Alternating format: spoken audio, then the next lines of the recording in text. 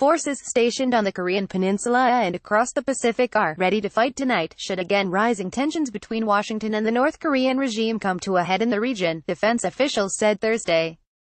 Stands ready to defend the interests of the nation and those of our allies, in the wake of the White House's decision to cancel the anticipated June 12 summit between President Trump and North Korean leader Kim Jong-un, Defense Department spokeswoman Dana White said during a briefing at the Pentagon. "We are in a boxer's stance and ready to respond to any military provocation from Pyongyang, as part of the administration's maximum pressure campaign to bring North Korea to the negotiating table," Lieutenant General Kenneth McKenzie, Joint Staff Director, told reporters at the Pentagon during the same briefing.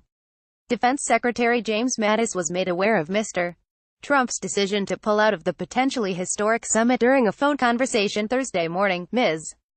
White said. She declined to comment on whether Mr. Mattis spoke to Mr. Trump before or after the decision was made to cancel the meeting.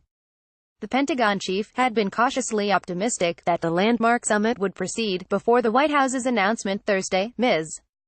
White said. "But this is a dynamic situation, and then, Defense Secretary is used to it," she added.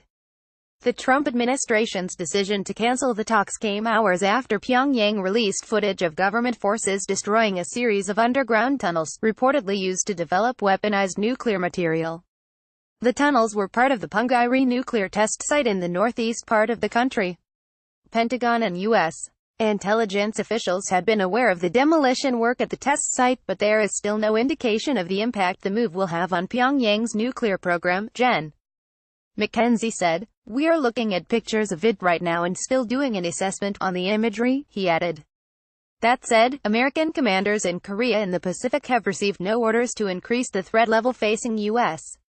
forces in the region from North Korea. As a result of Thursday's announcement, we did not ramp up or down when word of the summit came, or when news of its cancellation was announced, Gen.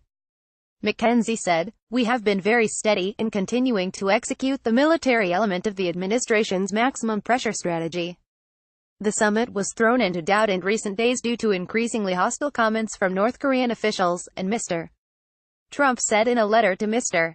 Kim made public Wednesday morning that Pyongyang's tremendous anger and open hostility were unacceptable. "You talk about your nuclear capabilities, but ours are so massive and powerful that I pray to God they will never have to be used," the president told the North Korean leader in the letter.